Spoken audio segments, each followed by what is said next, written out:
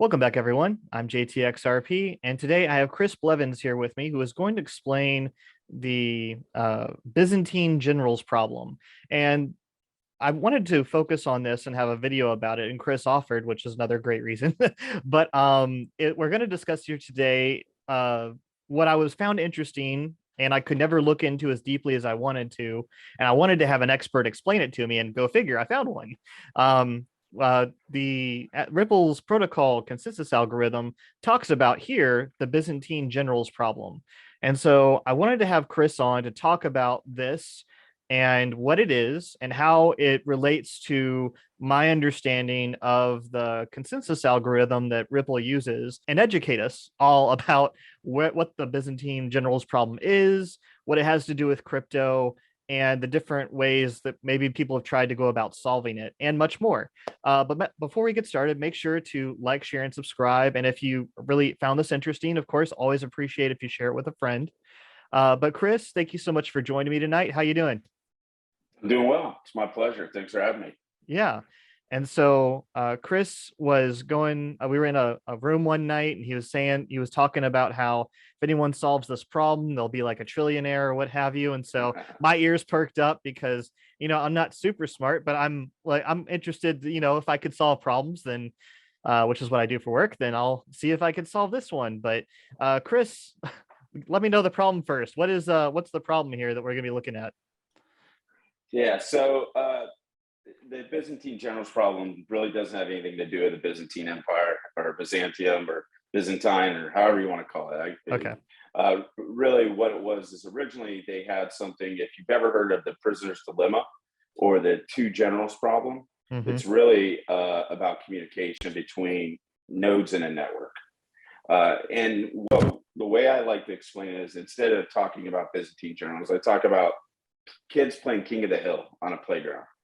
So let's imagine, right, that you have a playground and there's one person that is designated the king. So one kid is designated the king. And the only way that someone else can become the king is that everybody has to either attack the hill at the same time, or everybody has to agree to leave, right? But if one person decides to stay and everybody else, then that person can become king. But if everybody agrees to leave, then they can select a king. So really what we're talking about is when you have possibly competing incentives that's in a network system, right? So let's think about it like this. Kid one tells kid two, we're going to attack, we're going to go ahead and we're going to try to take the hill. And kid two says to kid three, the same thing. Kid three says to kid four, no, we're retreating. And so now kid four thinks we're supposed to retreat. And then he tells kid four, we're retreating. So now, or kid five. So now kid four and kid five are retreating. Kid five actually is a bad actor. So he says, we're going forward. So the red indicate the false network messages, and the black lines indicate the true, what should be there's the actual message that was sent.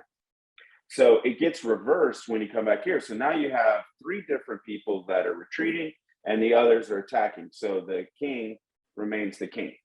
So in the Byzantine Generals Problem, what they do is it's really just kind of like a philosophical thought process or thought experiment, where they're trying to figure out, how do we ensure in a network that we have consensus amongst all of the members? So everybody.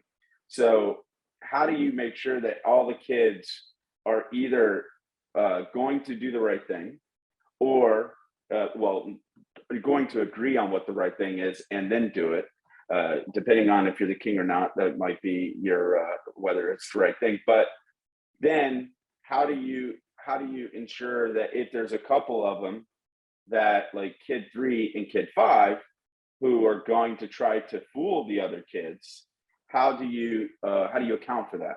So how do you accept that level of fault tolerance and then still be successful? Wow. And so what the actual problem stating is that to get consensus within this kid network, we have to figure out some way to do that. And cryptographically, in why this relates to blockchain and blockchain technology primarily is that in Satoshi Nakamoto's peer-to-peer cashless system white paper, he came up with proof of work. And so proof of work provides the incentivization to where even if you had multiple bad actors in the network, everybody else is incentivized who is actually a validator to be a good actor. So those good actors, and it could tolerate up to a quarter of all validators to be bad actors, because the others are going to be good actors and they're going to continue to say, no, that's wrong. We don't agree with that. So that, and it has a lot to do with like hashing algorithms and how we calculate from one block to the next. But really, the thing to think about is that in proof of work, it's just a computer, really it's a calculation.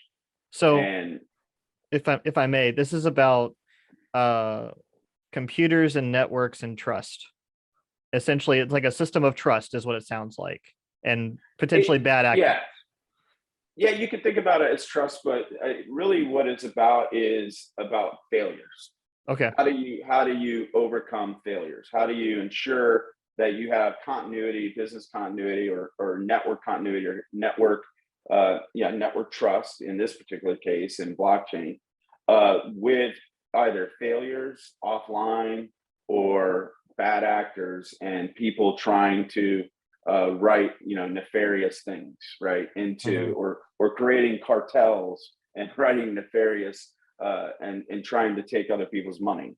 Wow. And so that's what this is the basis for almost all cryptographic not all, but all cryptographic work in blockchain and a lot of computer systems. Like, for example, they utilize BFT and what's called Byzantine fault tolerance as a metric for creating space systems, computer systems on airplanes. There's we have this number of backups and we can survive this many failures, and that's the acceptable level. And usually it's between a quarter to 1/3. Sometimes there's some disagreement about that in the way that the math gets calculated, but in this particular case, right, we have 6 kids, right, 6 nodes. Yep. And so what we would do is the formula is for failure or for failure tolerance is n-1 divided by 5, right? So 6 minus 1 is 5 divided by 5 is 1. We can have 1 kid be bad and then we would still be fault tolerant. But in this case, we had 2. So this is not going to be a fault tolerant system. Okay. So because we have 2 kids that are bad actors, then everyone's going to fail. Does that make sense? Yes. Okay. So because it seems like you need at least 5 people to overcome the king is what you're saying. And because these 2 kids are bad actors, that's not enough force to overcome the king on the top of the hill. Also, when that 1 kid leaves, who's the bad actor, right?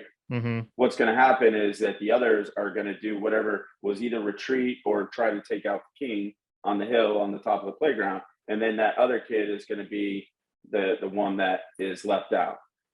So, okay. You can only have 1 be bad in this particular case. Gotcha. And overtake the king. Okay. Right.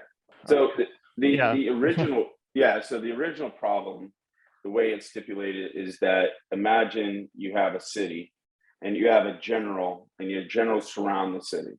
Okay. And they can only communicate through messages. So similar to what we have with the playground. Yeah. And those messages only go by messenger. A messenger could be stopped. So you could have some kind of connectivity problem in a computer parlance. A messenger could be kidnapped and replaced with a nefarious messenger. And so you would have a bad message. So the problem states, and it was originally developed by Leslie Lamport, Robert Shostak, and Marshall Pease at SRI Internet in 1981. And it was looking at how do they create fault tolerance systems, in computer systems, particularly network systems. And this is the thought experiment was, okay, so if one of the generals is acting bad and they send a bad message, and so now this other general has a bad message that they're going to send on to the next one. So then you're going to get, and it gets back to the final general that says, wait a minute, that's not what I said at all. And then they're going to send it back around, and then they could switch it. And so you get this stalemate where they're neither retreating nor attacking, and so they lose. And so the key here is we have to figure out a way to get consensus that everybody agrees that something either took place, like I gave you 30 schmeckles or whatever it might be, or we have to agree that something didn't take place. And the only way to do that is to come up with some consensus method. So the primary consensus method was first, and in Bitcoin was proof of work. Yep. Yeah. And so that's really just, you have validators that get rewarded Bitcoin for doing basically a calculation. The first one to complete the calculation gets to write the next block, and they write the block based off of the hash of the previous block, the hash of the new block, and what's something, and the calculation, so that you can never go back and change it. So it's idempotent. So it's immutable. You can't change the past part of it to be able to corrupt the ledger. But the problem is it's super expensive, super intensive, and super slow. And you block can, gets written. Sorry, I was just going to say, and you can potentially attack it by trying to have consolidating enough computer power, essentially, right?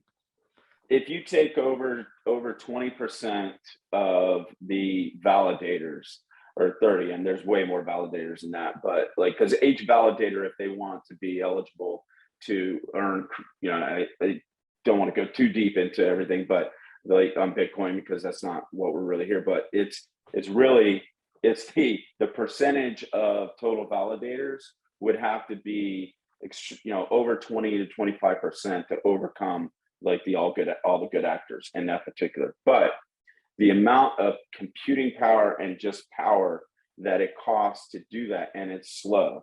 Bitcoin only writes a block every 10 minutes, and they don't necessarily write your transaction to the block, right, to the chain. So your transaction, if you're only willing to pay like a certain fee, you have these intermediaries that essentially are like, hey, we'll send your transaction, and they run these transaction pools, and then it goes to a validator, and the validator says, oh, I get to write the next block every 10 minutes, and they get rewarded in Bitcoin. Yep. Well, they're also charging fees to write those, and honestly, it's bullshit. I don't know if we can cuss on here. No, I try not to. I can try to keep it professional for everyone, but yeah. It's but I totally agree with you. that's why I'm here, right? So yeah. But getting back to XRP though, so that's how Bitcoin handles it, and it's apparently a fault tolerant system to a degree. Yeah. So how does XRP and its consensus algorithm compare, and how fault tolerant is it in compare?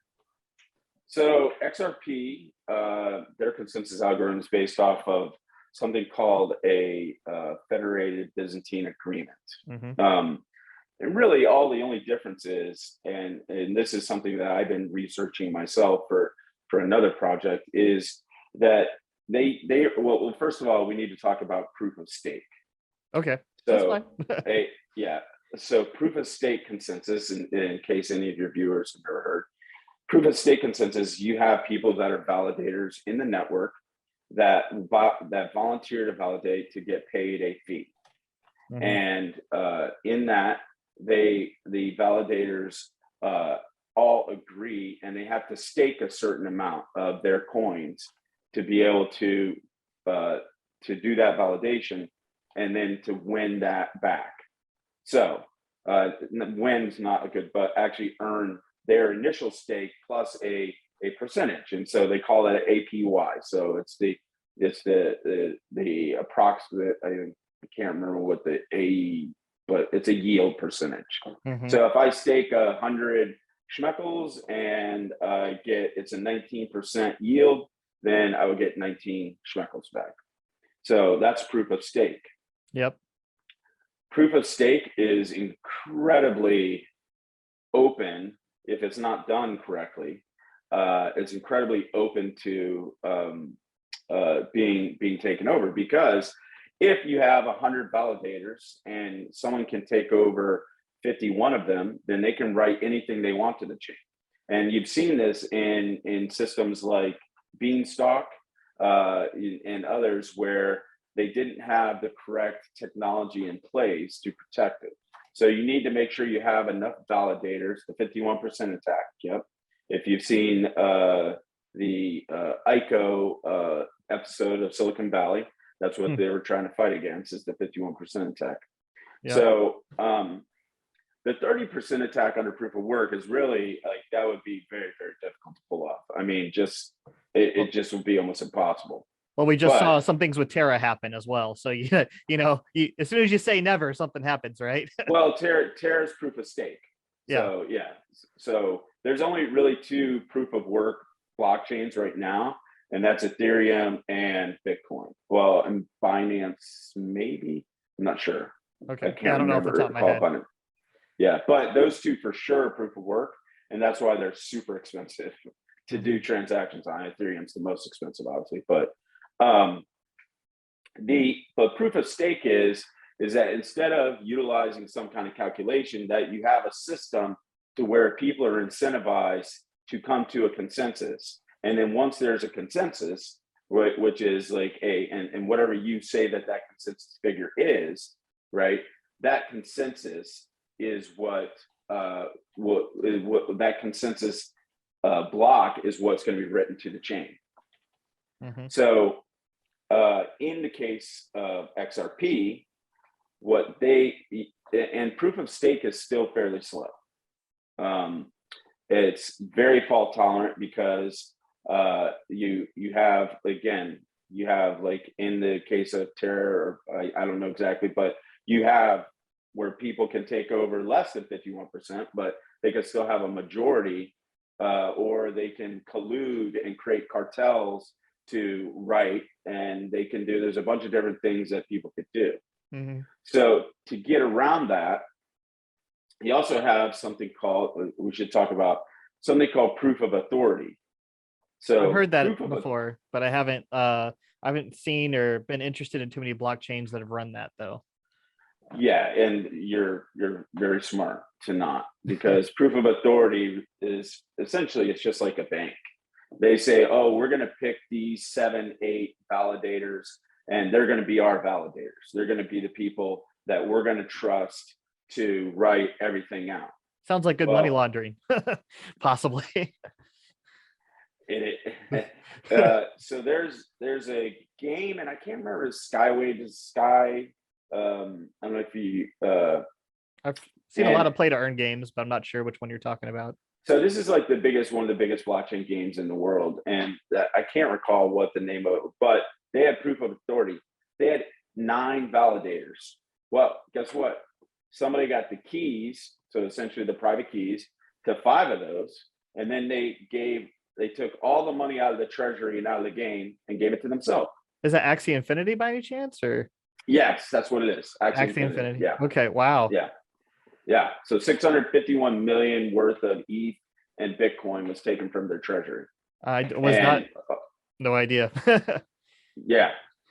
So it's a now I don't know if they were able to figure out a way to rectify that, or they were able to track down like where that ETH on the Ethereum and the Bitcoin chains and be able to, but the problem is when you have proof of authority, you have to trust like that every single validator is a good, because if like someone takes 5 out of 4 and then they write it to the block, well, the consensus in their particular case was just basically a majority consensus.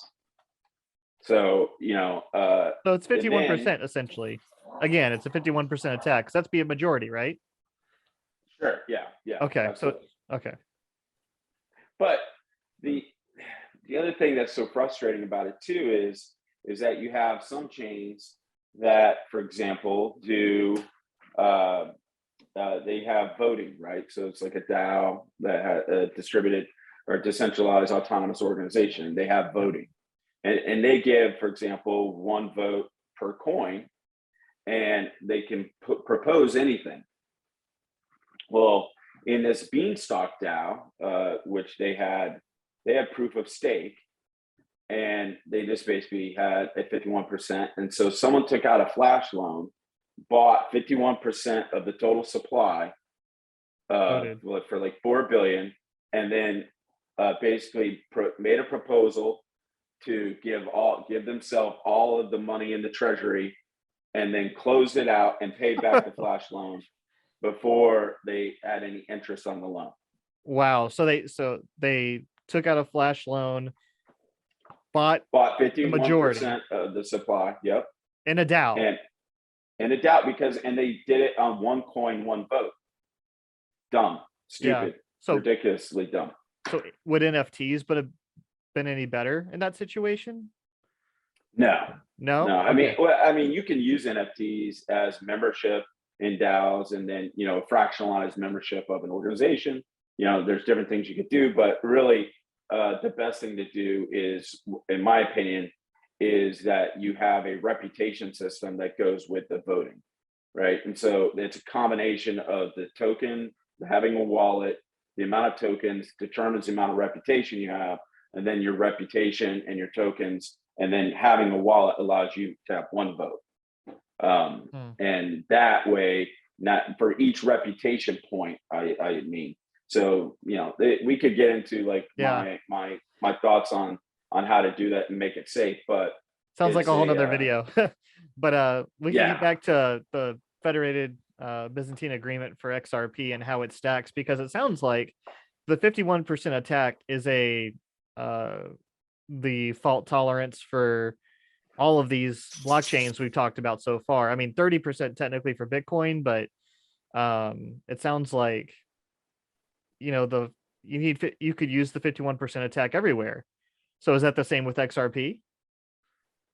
No, it's not the same with XRP. Yeah. So XRP, well, the 51% is also dependent upon the consensus, like what you should never have it.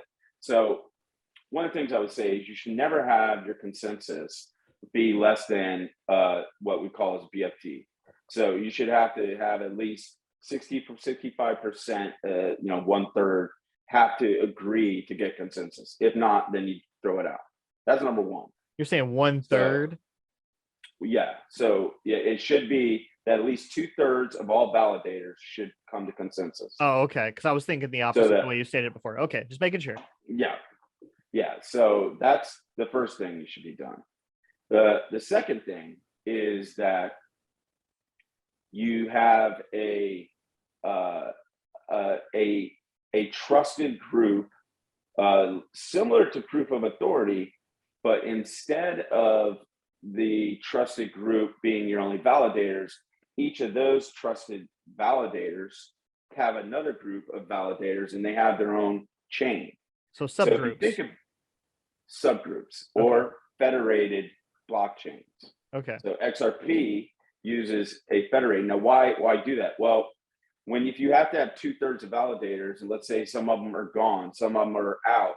So wait. I'm sorry. I just want to go back real quick. So in this example, so you're talking about like kid one here. We're talking about validators would have its own group of like 5 or 6. Is that what you're talking about? Yep, that's exactly what I'm talking about. So you have a general, now he has lieutenants, and those lieutenants form what's called quorum, or they need to come and create quorums. Okay. So now Kid 1 has the Kid 1 group. So Kid 1 is considered a trusted general, and Kid 1 has to get consensus for the next written block, or the next from their group. And then Kid 1 takes that consensus, and they work with the other kids, and each of those trusted validators inside of the Ripple network, right? Mm-hmm. They all have a group of what's called a unique node list. That's part.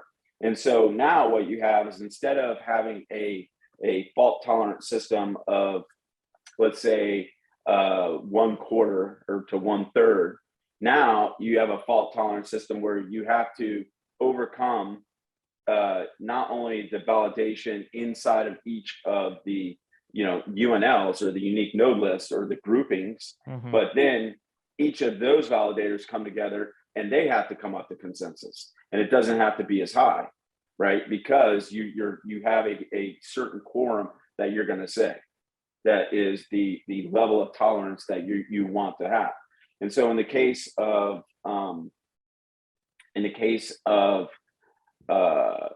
Ripple, I think it's something like the upper and lower limits of the sum of all validators minus n-1 divided by 5 of all nodes, and then the upper and lower limit. Yeah, you can find the formula, I think, in there.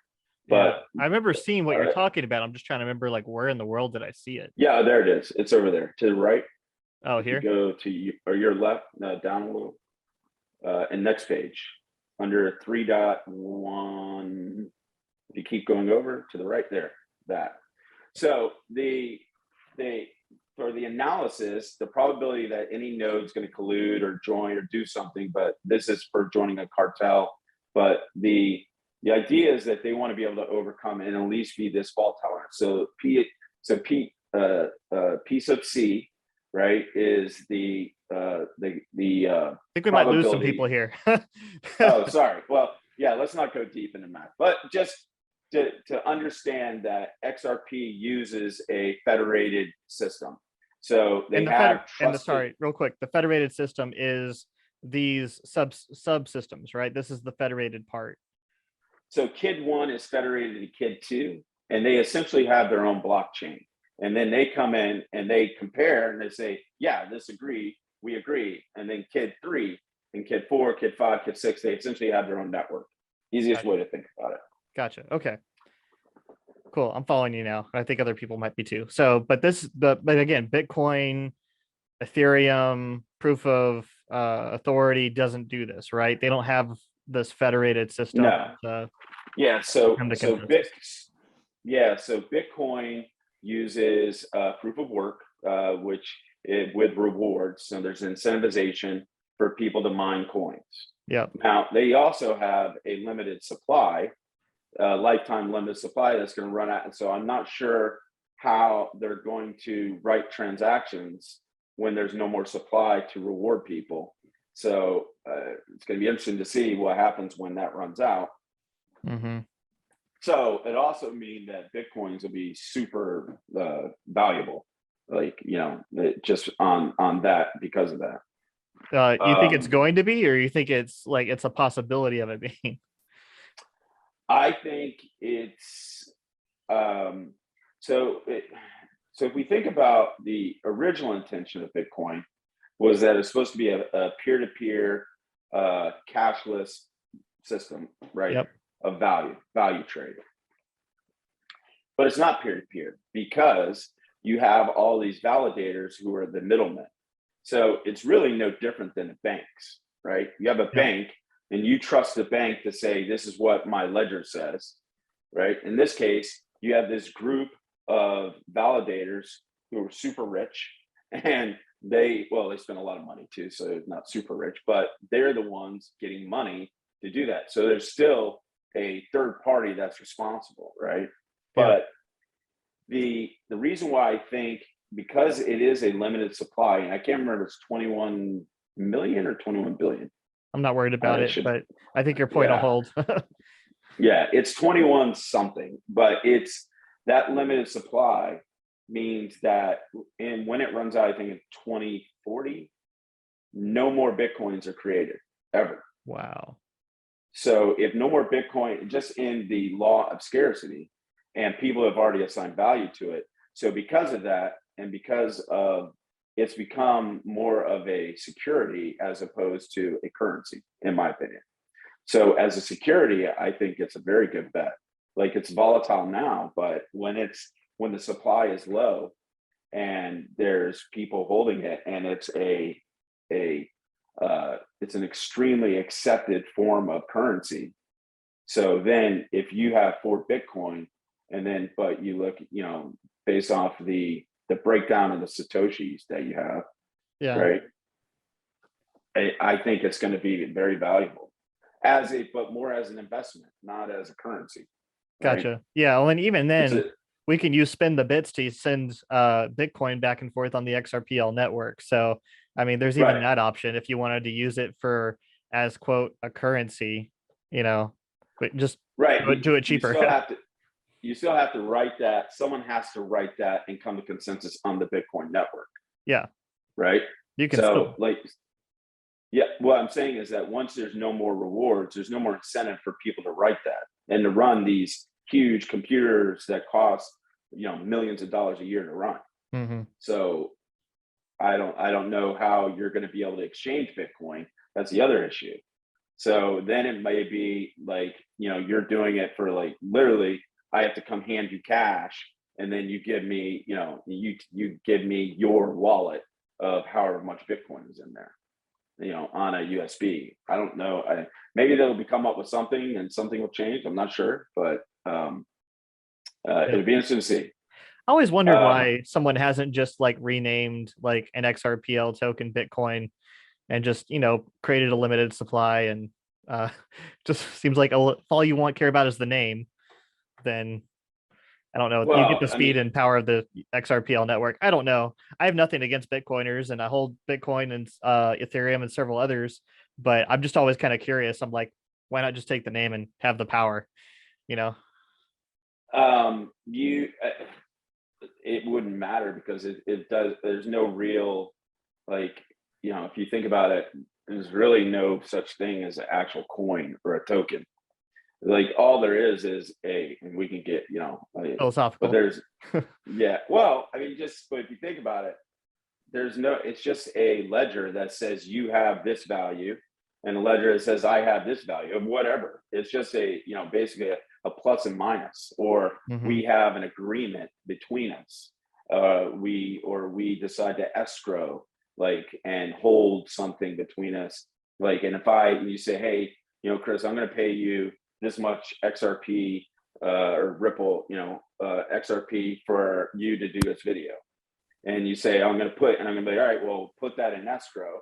Those 5, that you're going to give me 5 XRP to do this video. You didn't pay me, by the way. So for everybody, but the idea is that it's just a trading of value. I gave you value by doing a video. You're giving me value, and then you're just writing that value on a ledger. Getting back to, so you've explained the generals problem. You've explained how XRP is different, and we know it settles between 3 to 5 seconds. It costs, running a node on the XRP ledger is actually a, how do you say it? It's a charitable service and an honor. Yeah, I was gonna say, you're not paid to do it. People are not going to throttle transactions on their nodes or different stuff to be able to up the prices and what have you. They came up with a different incentivization, right? Is that the speed and power XRP node? What? Speed and power? No. The incentivization for the node, the people that are running validators, right? If you think about the incentivization is amendments and being able to vote on amendments. And so being able to make changes and have a say in what's going to take place on the XRP network. So there's a vested interest if you hold a lot of XRP to be a good actor and to run a node, right? Because then you get to vote on amendments. That's the biggest thing. Oh, I didn't know the others didn't get to do that. I just figured everyone got to do that. So Bitcoin nodes and Ethereum can't do that? They don't. That's not the way they're designed, no. Wow. Okay. No. I didn't know. I just figured they had the same abilities as we did. No. Oh, okay. Completely.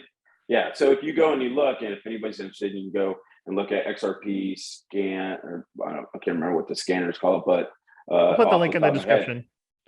Oh, great. You can go there. You can look at the amendments. You can see it's usually like 133 to 2, 135 to nothing, and that's the validators, the primary. So in this case, kid 1, kid 2, and kid 3. Now, each validator, the other thing is they can have different size networks. And so the more nodes that you have in your network, so kid 1, right? Yep. The faster that they can validate, and then the better performance and the better reputation that they have.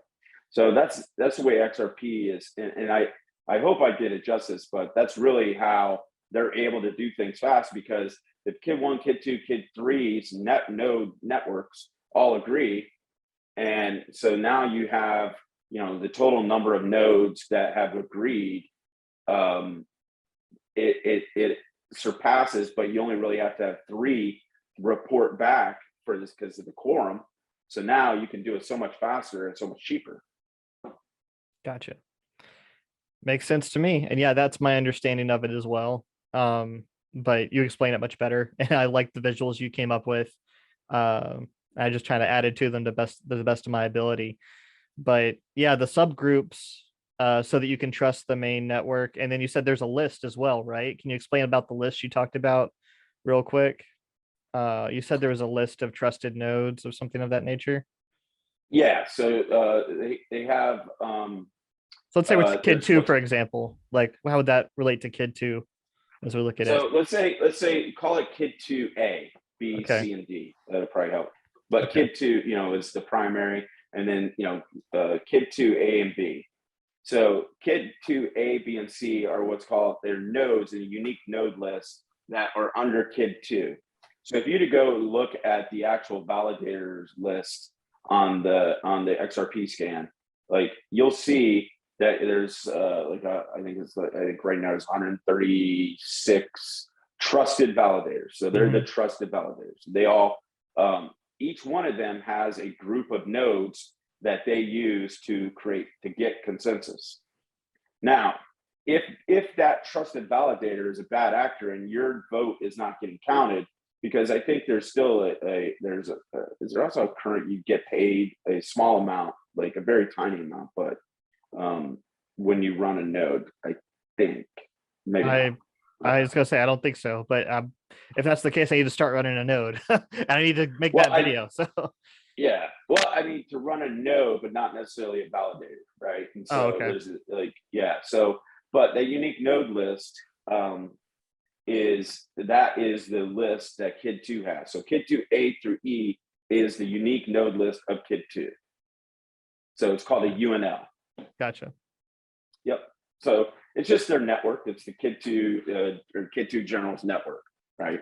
No, the way you had mentioned it before is that, like, let's say that kid 2D here was not on the UNL. It sounded like it was a preferred list of some kind, the way you talked about it. So I just want to make sure it was like all of kid 2, or if it was like just going to be one or so many of these that was not a part of this list somehow.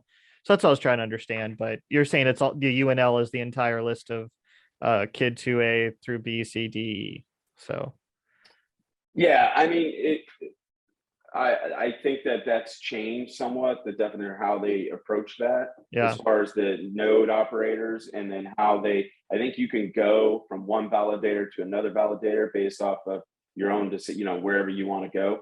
So there's another system that kind of acts the same way called Urbit, but it's more about like a decentralized social network. We won't get too much into that because it can get complicated, but it's based off of the same math, that if you have that, you can tolerate way more nodes and you need less members to come to consensus for to be able to write a transaction to the block. Gotcha.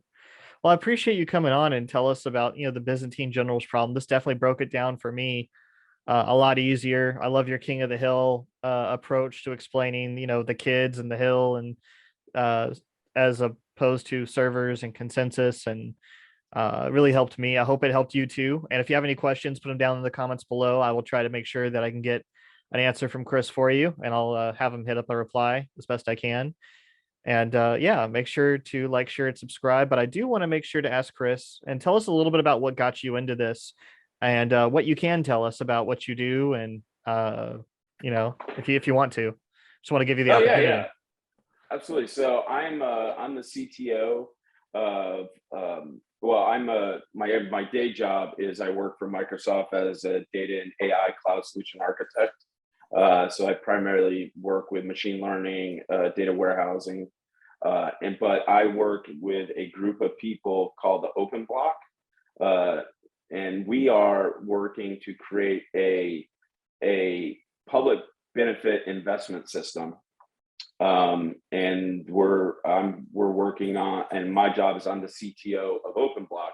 So as we started getting through this public benefit investment system, that is based off of blockchain technology and cryptocurrency, and is a bit more like a DAO as opposed to like a XRP. But my job is to run it, design it, engineer it, and so that's what I'm working on. So that's why I have to know about this stuff and fault tolerance, and but also through that, working with one of my colleagues in Open Block, they were invited to join the block, and the block is a group of individuals that believe that we have to come up with standards for how people should act, and if they're not meeting those, then we want to let people know so we can protect people from being ripped off. It's just like think like a Consumer's Digest or something like that, but we're more along the lines of a kind of a standards body organization, and I'm the technical officer of the block, and it aligns with my purposes. Technology's been very good to me, and in the later parts of my life, I want to use technology to do good for the world and to make the world a better place. And so that's why I'm doing it. That's why I'm here. Awesome. And where can people learn more about Open Block specifically? Is there a website up yet, or are you guys up and running? Or we're in stealth right now. oh, So okay. So yeah, are you not supposed? Do I need to cut this part out? No, it's Okay. fine. All We're right. called Open Block. We just we're working on getting all of our we have a lot that goes into it, and it's going to be really great when we can announce and we talk about and some of our methodologies and things that we're doing. So you're And pre-launch how though. we're pre-launch, yeah. Okay, so that you're not like total stealth, but you're just pre-launch. So it's not like you can't talk Yeah. about it at all. Okay.